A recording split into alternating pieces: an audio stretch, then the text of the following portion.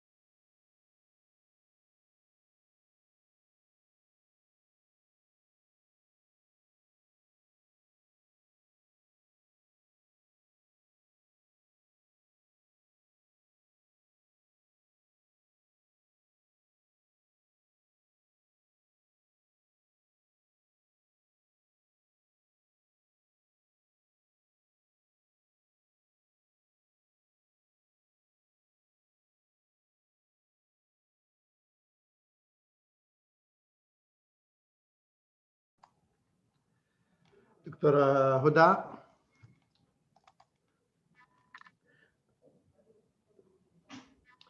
مرحبا. الصوت عندك مقفل، بس نحن منتظرين الآن فقط لمعالي الدكتور علي القرني يعني يدخل معنا ديريك.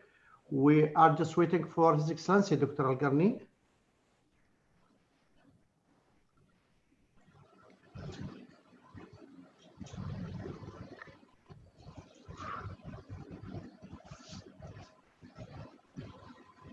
Dirk, are you with us? Yes, I am. Okay, good. Just we are waiting for Dr. Ali to be with us.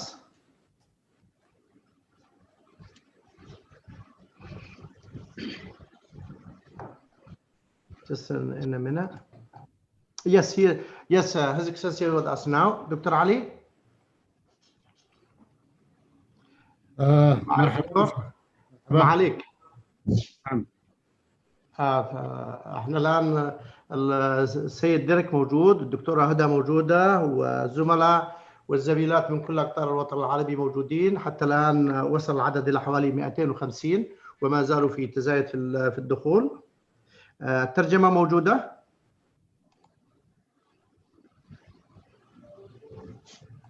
المترجم استاذ محمد. استاذ محمد. Yes. Yeah. Are you with us? Okay. Okay. Please. Okay. Now, please. Okay. إذا معاليك. بسم الله الرحمن الرحيم. بسم الله وحده والصلاة والسلام على محمد بن عبد الله وعلى آله وصحبه. أرحب بكم جميعا وأرحب بالصديق والزميل ديرك هاستت.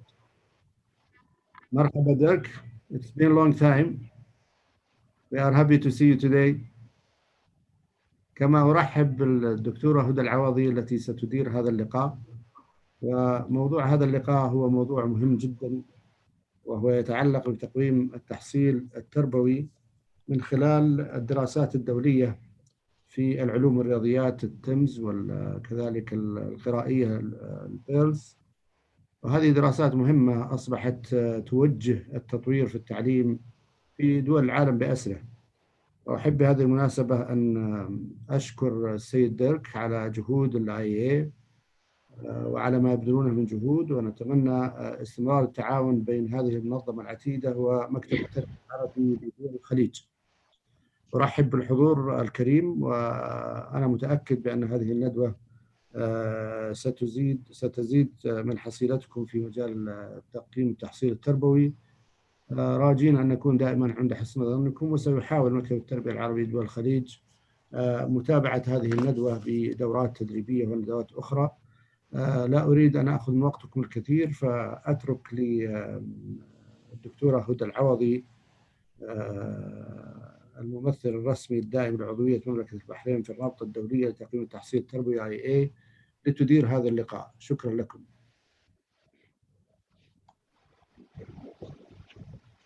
بسم الله الرحمن الرحيم، والصلاة والسلام على أشرف المرسلين سيدنا محمد وعلى آله وصحبه أجمعين.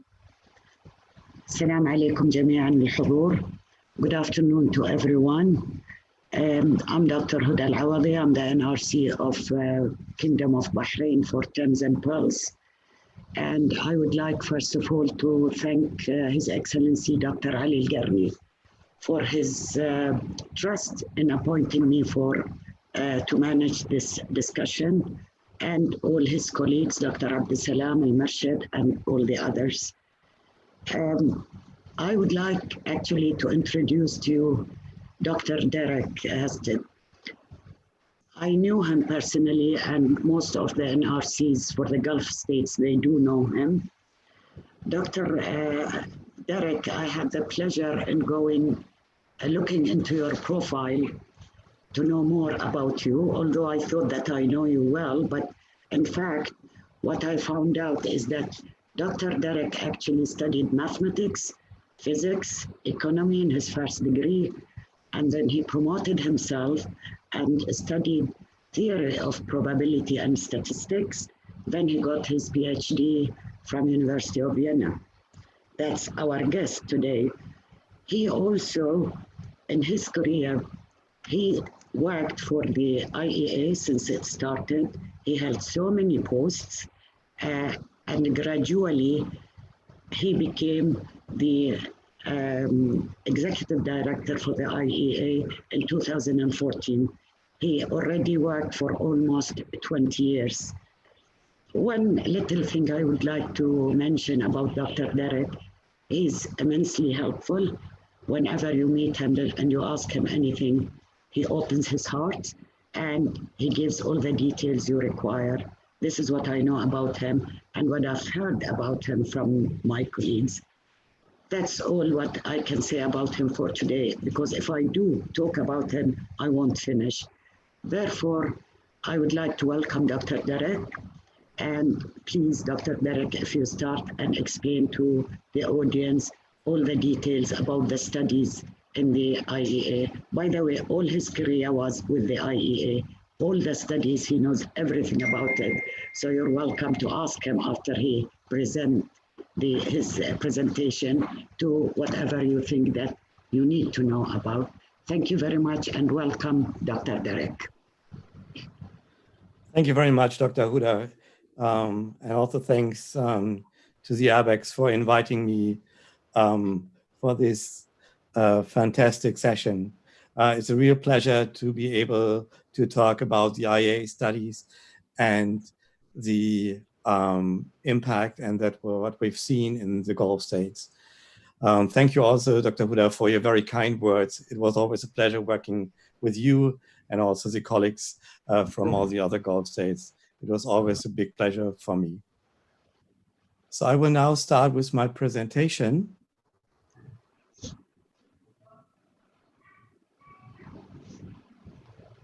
And I hope that you can all see my screen now.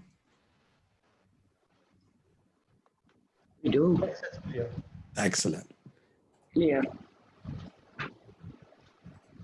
So I want to give you first a brief overview about the IEA, and then show you also how the IEA studies are organized and implemented, about the results from the Gulf states in IEA studies, and I think what's really important to take away. And I will also talk about two new studies, which is the 21st Century Skills Map Study and the Response to Educational Disruption Study, REDS, that we just launched. So let me start by giving you a short introduction about the IEA. IEA stands for International Association for the Evaluation of Educational Achievement. The IEA is a non-governmental research organization and founded originally in 1958. And we are conducting international large-scale assessments until then. We are an independent international cooperative of national research institutes and governmental research agency. We are conducting large-scale comparative studies of education achievement and other aspects of education. We have more than 60 member countries, and nearly 100 educational systems are participating in our studies. So what are our main studies? We have currently 4 major studies: the TIMSS, the PEARLS, the ICCS, and the ICILS. In TIMSS, we are assessing grade 4 and grade 8 students in mathematics and science. We do that since 1995, and we do that every 4 years. So we have a long trend measure that we're having. And the last one was conducted in 2019, and I will talk about that a little later. In the Progress in International Reading Literacy study, we are measuring the reading literacy achievement of students in grade 4. Grade 4 is towards the end of primary education, so that's when experts say it's the transfer from learning to read to reading to learn. In ICCS, our International Civic and Citizenship Education study, we investigate the knowledge, the beliefs and attitudes and behaviors of grade 8 students in civic and citizenship education. ICCS was done first in 2009 and then in 2016 and will be done in 2022 again. In our International Computer Information Literacy study, ICILS, we also look at grade 8 achievement in computer literacy of students. And I will talk about this study explicitly also a little bit later on. But now let's look into how these studies are actually conducted. And for this, I have a short video that I would like to share with you. A step-by-step guide to IEA studies. A study framework is developed based on the intended curricula of participating countries. This is reviewed by all the education systems involved. Assessments and questionnaires are developed. Countries comment on all the ideas, suggest new items, and collaboratively review all the assessment materials. All assessment materials are adapted and translated into the official languages of participating countries. Every translation is then verified by independent experts. For every country, a sample of approximately 150 schools is drawn. From that, 1 classroom per school is selected for assessment. Comprehensive assessment does not only involve testing students, teachers, principals, and parents are also invited to complete shorter background questionnaires designed to provide contextual information. Student assessment takes no more than 90 minutes, and background questionnaires take about 20 minutes to complete. Items are scored, and all the results are recorded in our own specialist software system. The application of advanced statistical methods enables the production of valid, internationally comparable population estimates. Achievement scores for students are calculated, and national and international averages form part of the analyses. An international report is developed in collaboration with the representatives from each education system. Results are released and disseminated. All data are made publicly available and used by policymakers and researchers across the globe to improve learning for all.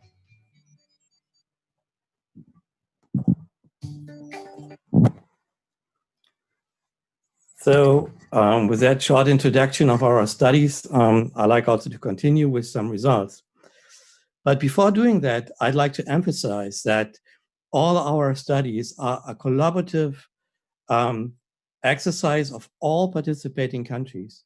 So for us, it is very, very important that all countries that participate also contribute by giving information about their curriculum, giving input on the framework of the study, and also collaboratively, together with all the countries, we are developing the assessment.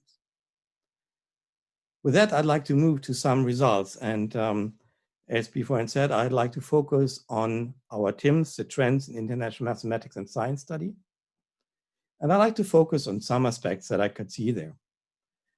From the Arabic countries and the Gulf, what we majorly see is that there's huge improvement since the inception of TIMS.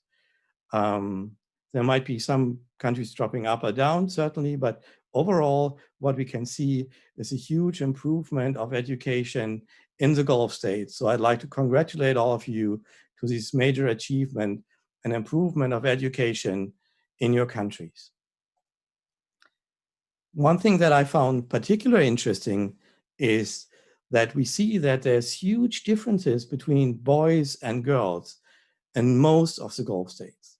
Again, we see differences here and there, but overall the picture is that girls are outperforming boys significantly in all the Gulf states. And here we see the results from the grade 8 mathematics, where we can clearly see that the girls that are in these blue lines are outperforming boys who are marked here in black. And this is a trend we can see over all assessment cycles. When we look at the mathematics achievement in grade 4, we see that the differences is a little smaller. That means the achievement gap between boys and girls for mathematics is increasing between grade 4 and grade 8. So during the school career of the students. And in science, when we look at grade 4, the difference between girls and boys is even bigger. So girls are outperforming boys even more in science than they do in mathematics in most of the Gulf states. And again, we see that this gap is increasing between grade 4 and grade 8. So when students are going longer to school, the girls are ahead of boys even more in the school career. So I think this is really something that struck me. And the difference between boys and girls in the Gulf states are among the highest across all participating educational systems in TIMS. Another interesting finding that I saw is we asked the principals and teachers about the emphasis on academic success. And what you can see here is a table with all the countries, and you can see that all the Gulf states are very, very high with respect to emphasis on academic success. And what is important here to mention is that the emphasis on academic success of a school is strongly related to the achievement outcome of students.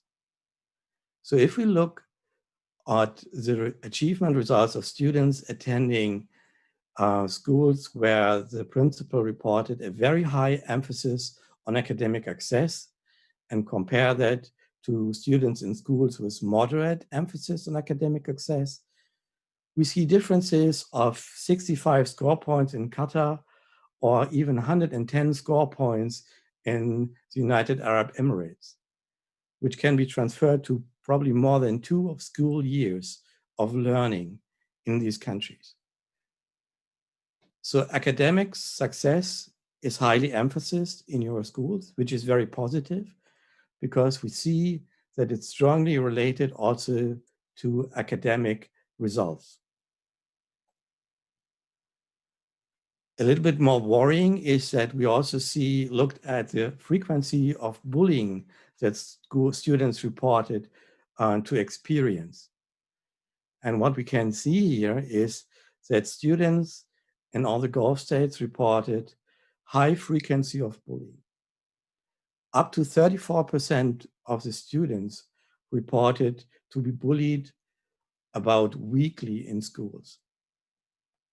And again, we see that also the experience of bullying is strongly related to academic achievement. So that's something to take a look and see what measures can be taken that students feel more safe and more welcome in schools, and there's less bullying in schools. So these are results from the TIMSS 2015, and the results from TIMSS 2019 will be released on December 8th at 10 a.m. Central European Time. And we will have a joint virtual event in these days with UNESCO Paris. And I'm personally looking very much forward to look how the trends are continuing and what interesting findings we can see with TIMSS 2019. But there's more that I wanted to look at, draw your attention to. We also asked the students about the use of computers in mathematics lesson. And what we can see here, that there's a huge variance between the Gulf states and how much computers are used in mathematics lessons. But I think it's a very important issue. You can see it's not that strongly related to achievement, but in these days of educational disruption, the abilities of students in using computers, communicate with computers, have education virtually computerized, is a very, very important aspect. And that's something that I think we need to consider more. How can we increase the knowledge and abilities of students in using computers? And by the way, the results from our Progress in International Reading Literacy Study, PEARLS, is showing the same diversification, that different countries use computers more or less often in reading lessons. So I think it's very important that we look at that, because in days like that, computer knowledge and the ability to continue also when schools cannot be opened anymore is very, very important. And as I mentioned before, we have our International Computer Information Literacy Study, ICILS. And this is exactly looking at how well are students prepared to study, work, and live in a digital world. So far, 27 countries from around the world and 2 benchmark entities, which are sub-entities of countries, have participated in ICILS in 2013 and or 2018. And you can see the list of countries and see it's countries from Europe, from Asia, from North and South America. Sadly, we have not many participants from your region yet. The registration is still open for the next cycle in 2023. And we would very much welcome also more countries from your region participating in this very important study. We also have just launched our 21st Century Skills Map Study.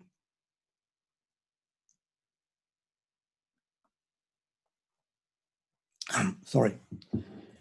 In that study, we want to identify which 21st century skills are most often cited as international educational priorities across countries. We want to see how the 21st century skills are integrated into national educational documentation. That means curriculum and other official documents. 21st century skills are including communication, cooperation, and problem solving, and others. There are already some studies about 21st century skills, but we think what we need before going deeper in that area is to get a common understanding of 21st century skills. Since what we saw is that there's 21st century skills are commonly used, But what people understand as 21st century skills is very, very different country by country. And in that study, we want to identify which are the 21st century skills that are valued as overarching, on an overarching level in countries. We want to describe the valued 21st century skills. We want to see how they are visible in the syllabi of the countries and in the curriculum. And we want to see the information about expected levels of competencies. Are there competence levels that are described in the curriculum, for example, for cooperation, for problem-solving skills? So I think this is a very interesting and important study that definitely will lead to further investigation of 21st century skills around the world. Lastly, we have our response to educational disruption survey, REDS. REDS is launched jointly by UNESCO, IA, and the European Commission.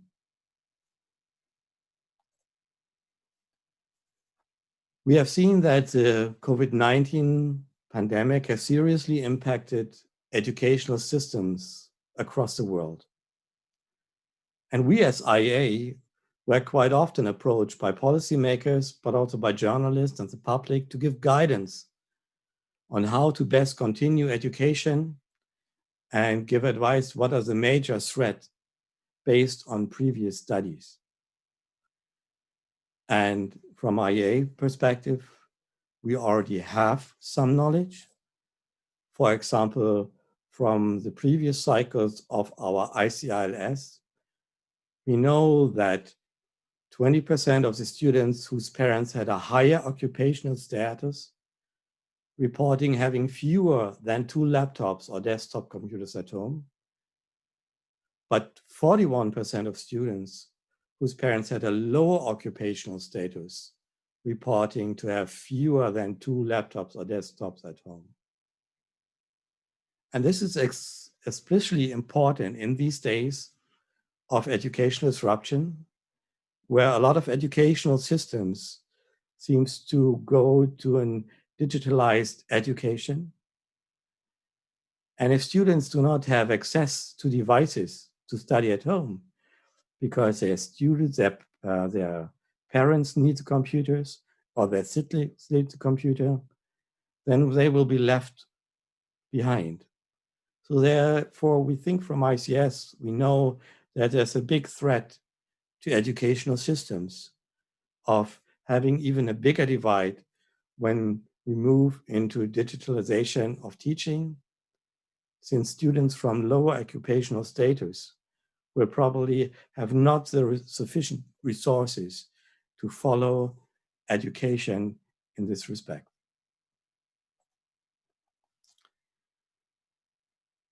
So we see that there are big differences between countries, but we see that there's even more differences within countries. Therefore, REDS is investigating the situation within schools. We want to ask school principals about the situation in their schools, situation of the students in their students. IA studies, including REDS, help to shed light on the situation in different countries with the aim to learn from best practice and improve learning for all. And I think that's a very important aspect, since I see that sometimes people are focusing very much on league tables and see study results as a horse race. Who is doing best? Who is second? Things like that. But the value of the education studies, like TIMSS, like PEARLS, like ICLS, is to learn what are strengths and what are the weaknesses. And my deep opinion is that there's positive things in all education systems that other countries can learn from. And there's also negative things where countries still need to improve and can improve. So for me, it's very important to see that as a collaborative and joint spirit of investigating how we can improve education, not to focus on competition, but rather to see it as a cooperative effort in improving education for all. And currently we see that some countries and some schools are struggling a lot, continuing teaching and learning. Others seem to be better prepared in other countries or even in the same countries. So I think it's very important to learn and help improving learning for all. So we are aiming to collect school level data to get a realistic picture of teaching and learning during a situation of crisis. And with that, we try to learn for future disruptions. And we also don't know how long the current disruption will last. So with RED, we want to help policymakers and educational stakeholders to ensure continuity of learning and to strengthen educational systems' resilience in times of crisis. So with that, I want to stop my presentation for now.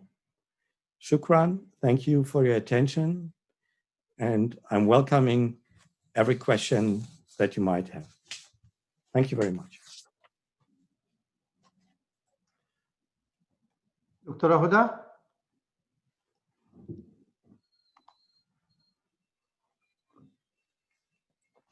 الميكروفون دكتورة هدى عندك مكفل.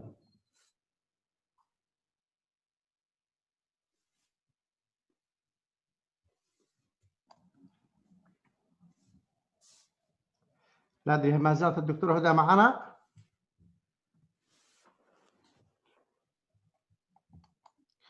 دكتورة هدى. نعم دكتور. تفضل. Thank you, Dr. Dirk, for your lovely presentation and with the full knowledge and information about all the studies that the IEA are conducting. I would like, there's one question which really tempted me to ask about, that is one of the viewer or participant has said, why is the gap between grade 4 and grade 8? Why TEMS is conducted on grade 4 and then grade 8, not any other grade in the middle? Thank you. That's a good question. What we are aiming at is to measure achievement towards the end of primary education. And in some countries, primary education already ends at around grade 4. So that's a common denominator of how we define end of primary education, although we know that in some countries, primary education goes up to grade 6. But grade 4 is the last year where all countries have students in primary education. And grade 8 is selected because that is respected as the overall end of secondary education. Although again, in most countries, a lot of students are still continuing. But after grade 8, what we see is that the percentage of students in education systems is decreasing. So at the end of grade 8, we still have the majority of all the students in the school. And we're doing grade 4 and grade 8, and we do that every 4 years. So what we do by that is, on one hand, we measure the achievement from one cycle to another in grade 4 and in grade 8, but we also measure the cohort that was in grade 4 in one cycle is then the grade 8 cohort in the next cycle. So we can also look at the cohort, how it is growing across time.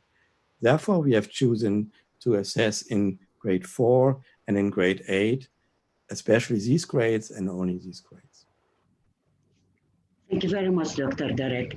Another question that I've got is that some of the countries are asking, is there a chance that they get some of the released item of the items, countries that they did not participate in items, and some of the GCC countries, is there a chance that they get sample or the released item on the players that you are applying? Thank you. Yeah, We have a contractor that is dealing to administer the items. In general, yes, the item materials is available on request, so we can make that available, and we have to see how we can make that best available to everyone. But we are open to all discussions, so if someone is interested, we can open the discussion and see how we can help you best, also making use of released TIMSS materials. Thank you very much, Dr. Dirk. Another question that I have got, probably whoever asked will come back to, so you can identify or explain to them whatever you said about the released item. But I've got another question which says, is there a chance that the Arabic translation can be unified, at least for the GCC countries, and EBICS take care of it? What is important for IAA studies is that always a language is used for the assessments that's also used in education. So we always want to have a match. We currently do that by having all the countries translating the instruments from the original English version into their Arabic or their language of instruction.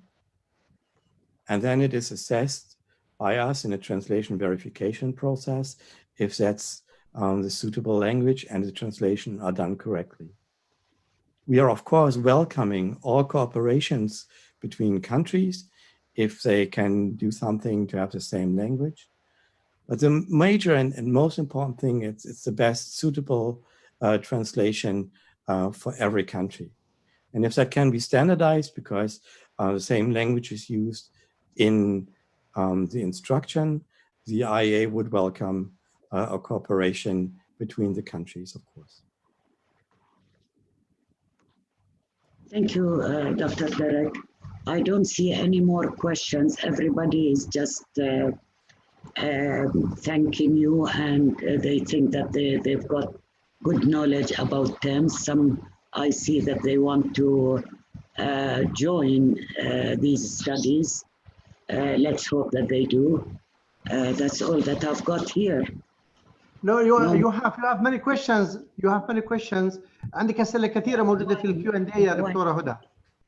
في أسئلة بس مو مهمة يعني مجاوبين عليها. One of the questions is that there are so many challenges with the educational system. How would these studies help to reduce, to abolish these challenges? Well, in our IAA studies, on one hand, we can give an overview of how education achievement is moving. For me, the important thing is also to compare not only across countries, but also within countries. So between boys and girls or rural and urban areas and other aspects. And I think it's important, as shown also in the video, our studies are not only assessments assessing the skills of the students, but we also have background questionnaires collecting information from students about how they learn, about their homework, if they attended kindergarten. We also have questionnaires to the parents about their occupational status, about knowledge of students before they're going to school and other activities. We have background information from mathematics, science, and reading teachers on the instruction, but also on the background of the teachers, their age, their education, how well they are prepared, how much they are participating in training activities. And we also have information from principals, talking about the school, how the schools are equipped. And what's very important, this huge source of data enables everyone to look at relationship, to see what equipment in schools makes a difference for educational outcomes. Does teacher education, does teacher training make a difference? And with all this information, IA studies help improving education because we give the countries the ability to look at what's making a difference, and then they have it in their hand how they can improve education. And I think one thing I want to explicitly mention, we are not giving advice to countries what to change, but we trust that all the countries and all the regions have the experts in their country. And we want to help countries to analyze the data and find which are the ways in which they can have a better education system and how can they improve. That's the IA approach. We want to work together with the countries in improving education. And we have many reports on how education was improved. We have a series of policy briefs, and these also show what are the impacts of our studies on education systems and which are the measures based on knowledge from IEA data that countries took to improve the education. And this is where we can contribute to the improvement of your education systems. Thank you, Dr. Dirk. Another question is that what is the relation, the connection between PISA and the IEA, TEMS, PALS studies, and other studies? Well, I think IEA studies and OECD studies have a very different emphasis. While, for example, the IEA studies are focusing on the curriculum. We are looking what is taught in schools with respect to mathematics, science, and reading. And based on that, we are developing the study framework, and we measure the achievement against what is taught in schools. The PISA approach, on the other hand, is to measure achievement of 15-year-olds, so towards the end of secondary education, and to see what they can do and cannot do based on what is defined by the OECD as skills for life, so what students should know. And I have written together with our chairperson, Thierry Rocher, a policy brief that also describes the differences between PISA and TIMSS and PEARLS. And I'm happy to share a link to that policy brief to everyone. It also shows that, as I said, PISA is looking at the cohort of 15-year-olds. IEA studies are more aligned towards the structure that we can find in schools. So we are assessing always grade-based, so grade 4 students, grade 8 students. Never an age-based sample, but it's always a grade-based sample, since this is how education is organized and how we can align curriculum information, teaching information from teachers and principals, and the student achievement. Thank you, Dirk, for your full explanation. A question I have is with PALS, conducting PALS, the main study, since PALS is a comparable study, and as you probably know, the COVID-19 epidemic, countries, children, they didn't go to school as fully, but some of the countries, they never gone to school for that last year and up to now. Some they have gone, like England, for example, they stopped only for 3 months, and the students, they are attending school. So since it is a comparable study, how will that fit when it's really applied or conducted? Well, I know that a lot of countries, and I can say all countries, are affected by the COVID-19 pandemic. The different countries have chosen to have different approaches. Even neighboring countries sometimes have very different approaches. For example, we know that Sweden really never closed the school, but always have gone to school. Whereas the neighboring countries of Sweden, like Norway or Denmark, they have school closures all the time when there's high infection rates. So we see that there are differences. But again, what we measure is educational outcomes in these times of crisis. And I think it's very important, especially now, since countries have chosen to have different approaches, to see what are the educational outcomes after these measures are taken. And even within countries, we see that there's huge differences also between schools. In some countries, some schools were closed where others remained open.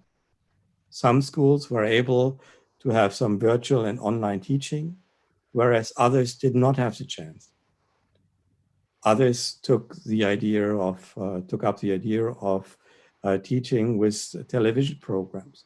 So there's a lot of different approaches how we can continue teaching in the current pandemic.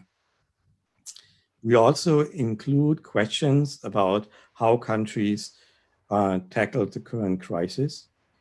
And by that, I think there's a big learning opportunity on how the different approaches might have impacted the learning in these different countries and in different schools. Thank you very much, Dr. Dirk.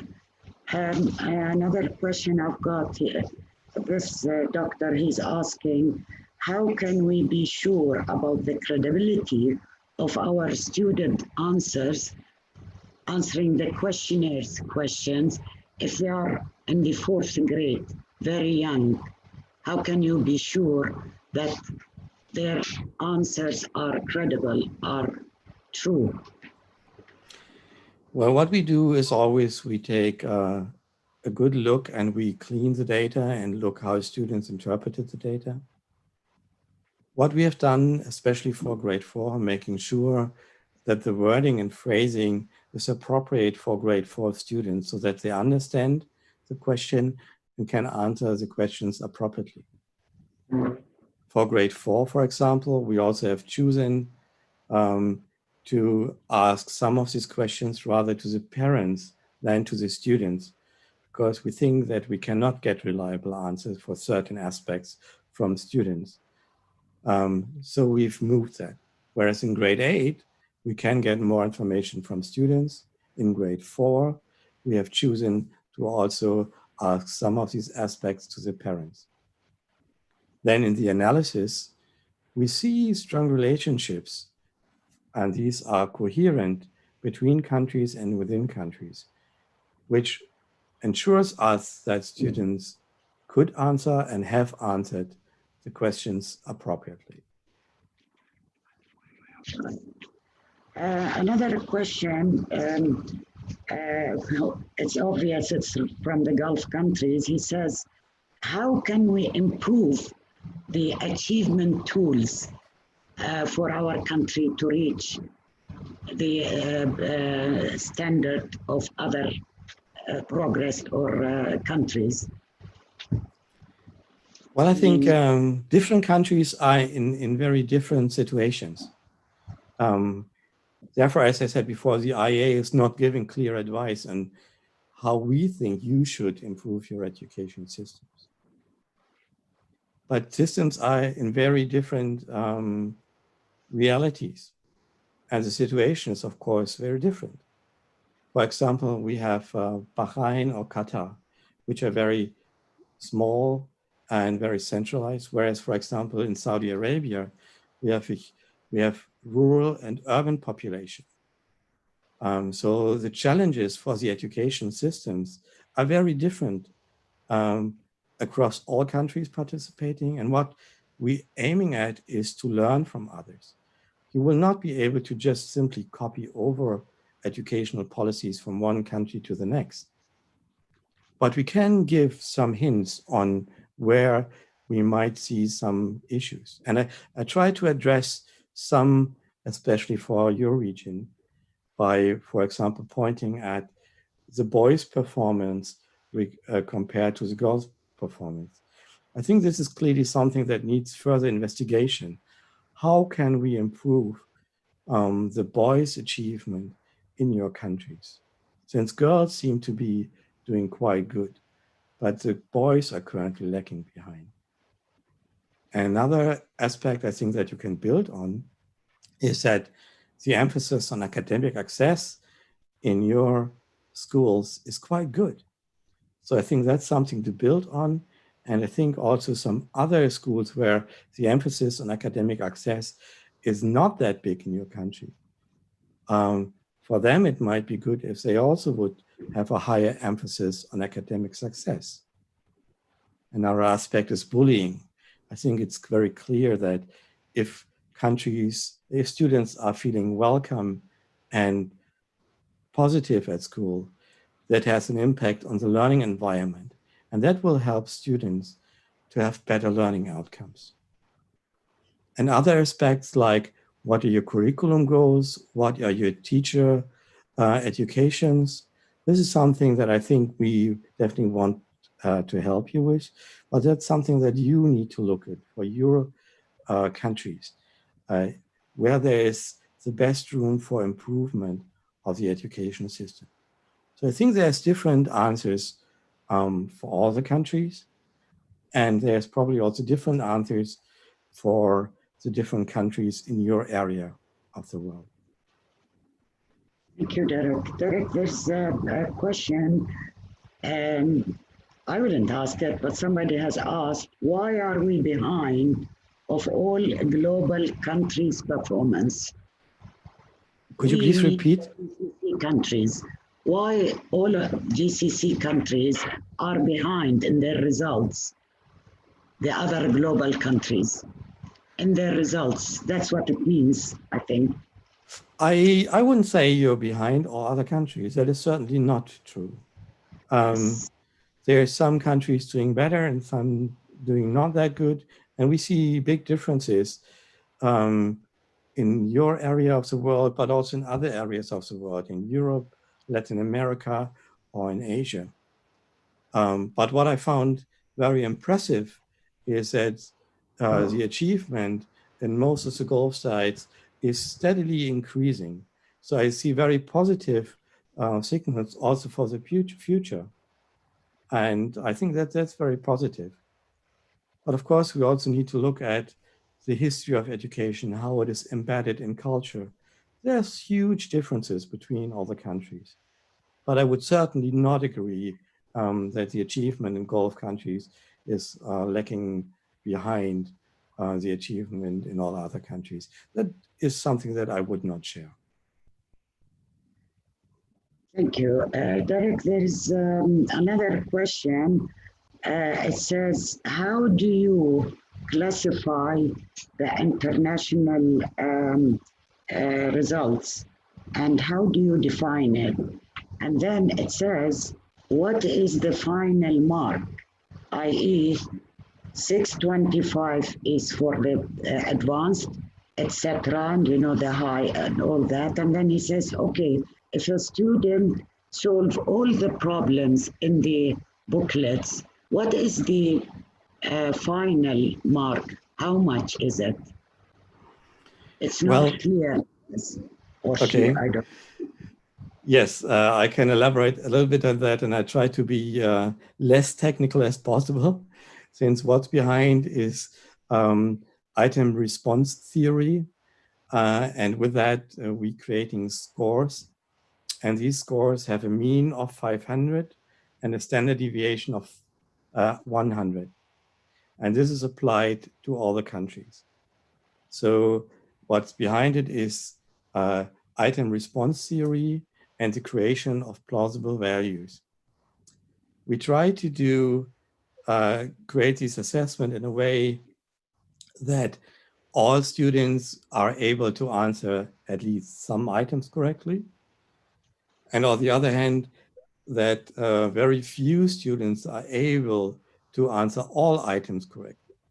Because what we need is a variation to be able to see where students actually are in terms of achievement. So what we are having actually is a range of achievement with a mean of 500, standard deviation of 100. What we then do next is we look at different benchmarks. And as you rightly described, the highest benchmark is 625. And we have a clear description attached to all of these benchmarks. So what students can do and what they're not able to do at a certain benchmark. So this is how we approach it. We have a range of a scale, and then we're creating some benchmarks, and this gives you descriptions of what students at certain levels can do and where they still need to improve. This is our approach. So you cannot really say what is the achievement of the students who have everything correct. It depends also on very different aspects. We also use rotated booklets. So students are getting very different sets of items. All of that is taken care with item response theory so that we can create international reliable estimates of student abilities for all students in all countries. And that approach is used in all international studies, also in OECD PISA or also regional assessments. That's today the standard for assessment. Right. Another question is that do you think that the school system that participate in IEA exams now teach for your exams and not providing holistic learning experience? That's a good question. And I think what we are clearly seeing is that the results of our assessments are getting more into the focus. What we are trying is to focus a way to see that as a horse race. And I mean, it is not helpful for countries if they just emphasize having a good achievement in TIMSS and PIRLS and PISA. I think our studies should give a clear perspective on where you are. And if in that perspective you try to cheat by testing students to exactly these assessments, you will not get a good picture of the student's achievement. And this is the basis of improving learning in your country. So I think it's a very bad idea of countries try to teach to the test or try to just prepare students to just achieve good in these assessments without improving the education system as a whole. I think the emphasis still should be on comparing results in order to increase achievement rather than competing between countries and see who's first and who's second. That's really not helpful, and that's not the emphasis of that study. So we always try to take the emphasis away from these league tables, which in my opinion are the least informative aspects of these studies. These studies have to offer so much more to help improving education in the systems. So I really hope that the emphasis is really on how to improve the whole system rather than trying to prepare students for a specific test. And that does not make too much sense to me. And exactly for that, it's a lot of money that countries are paying if they just want to have a good ranking. I think this is a waste of money, and I hope that not many countries will go in that direction. Right. Two questions I've got here. One is, in your way of thinking and because of your expertise, how can we reduce the gap between the girls and boys, especially in mathematics? I'm not sure if I have all the answers for that, but one aspect that we clearly see is there is a clear difference also in the motivation of boys and girls in doing good. So I think one thing we clearly should look at is how we can motivate boys more to do good in school, to do good in mathematics, in science, in reading, and in all subjects. Motivation, in my opinion, is a key to success. So I would strongly encourage you to look at how can we motivate our boys? Girls seem to be motivated more. How can we transfer that also to the boys and help them to be motivated and wanting to do good in schools? I think that can be a key to success. But there's probably more. And you, as specialists in your countries, probably will have also other responses to these questions. So think also about it, what can be done. And maybe you have even better answers than I do.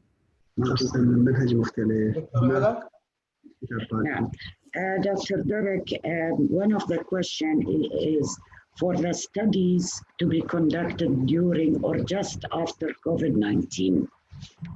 Okay. Is there anything to be taken into consideration to assess the study's achievement? I think assessing right now after the current crisis can really help also countries to learn what is the impact of the current crisis. So I think it will offer a huge opportunity to see which countries and which schools in which countries seem to have maneuvered through that crisis maybe better than others, and maybe learn from that. What can we learn? How can our education systems become more resilient to crises like the current crisis we are seeing? And I think that's an important aspect. I see it as a huge opportunity to gather knowledge about the impact and also about resilience in these times of crisis. Another question is that the person, it seems that he's from the GCC countries, saying that our curricula in maths and science differs from the IEA curricula. So hence it does not cover all the aspects and all the competencies of the test. So therefore, how do we go about it? What IEA studies are doing is we analyze together with the country's curricula, and we make sure that we have a good alignment between the country's curricula and what we are assessing in the study.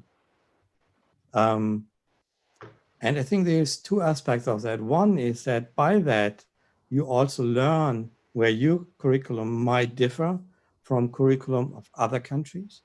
And I think that in itself has a huge value and gives knowledge to education systems. And we know that by comparing also international curricula from other countries and their own curricula, some countries have chosen to change their curricula and to align it more with other curricula. Yes. So I think this is one advantage, and we've seen that in many countries, that it gives you a different perspectives to see what's taught to students in other countries. And curriculum are not something that's always the same, but all countries and all curricula are always changing. I think there's improvements of curricula all over the world all the time. So it's actually a moving target somehow, because curricula are changing. But what we also do at the end of the assessment, we ask all the countries to look at all the items and see what is covered in their curriculum. We call that a test curriculum matching analysis. And based on that, we look at the achievement based on common items. And then we look if that has a difference in the outcomes. So far, what we found, there's very little difference between the outcome if you look only on the achievement of countries that are covered in a curriculum and remove the few that are not covered, compared to look at the whole list of items. So we do a test curriculum matching analysis, and by that we ensure that the results are valid for each country, although some of the items might not have been covered in the curriculum. Thank you, Derek. There are two, I think the last two questions, short. One of them is saying, when will the results TEMS 2019 will be released, and the other one saying why there was no any question about COVID-19 in the questionnaires. In TIMSS 2019, the results will be released beginning of December, and we will have a big release event, even if it's virtual now. We originally planned for a face-to-face event at UNESCO Paris, but due to the current crisis, we have moved that to a virtual event. And then we will release all the results of all the countries. And I'm really curious to see all the results from all the countries and how countries are reacting on that. So I can really recommend to take a look at these new results. In TIMSS 2019, we had no questions of COVID-19 because that was before the current crisis. What's coming next is PEARLS and also our ICCS Civic and Citizen Education study that some countries are participating in. And actually in these studies, we have included some questions about the current situation. And I also like to say one additional thing, that also IEA always allows countries to ask additional questions to make these assessments and these tests more meaningful to your country and to get out the most that you can from these studies to learn how to improve your education system. Thank you. Thank you, Dr. Dirk. Thank you so much. You've been very clear and you have clarified so many things for the audience. Thank you so much. Thank you very much, Dr. Huda, and thanks all the participants for all their interest. It was a pleasure talking to you. And if you have any further questions, you're of course always welcome to approach us and to ask your questions also after that. We are welcoming all questions, and I promise I will answer all the questions to the best of my knowledge. Thank you very much. شكرا دكتورة هدى، شكرا للجميع. أولا دكتورة هدى، خالص التعازي لك وللشعب البحرين الشقيق بوفاة سمو الشيخ خليفة بن سلمان، ويعني ومن خلال كل الزملاء والزميلات في القطاع التربوي والتعليم في دولة البحرين. النقطة الثانية والتي أريد أن أؤكد عليها هو أن كنا سعداء اليوم بوجود السيد ديريك في هذه الفعالية المتميزة، وأنا ألاحظ التفاعل الجاد من قبل الزملاء والزميلات من كل الوطن العربي وخاصة من دول الخليج العربية، والذين أثروا الموضوع بالأسئلة وأيضا بمداخلاتهم، والتي أجدت دكتورة هدى بطرح أغلبها، وحاولت بقدر الإمكان أن تعملي عملية توافقية في طرح الأسئلة.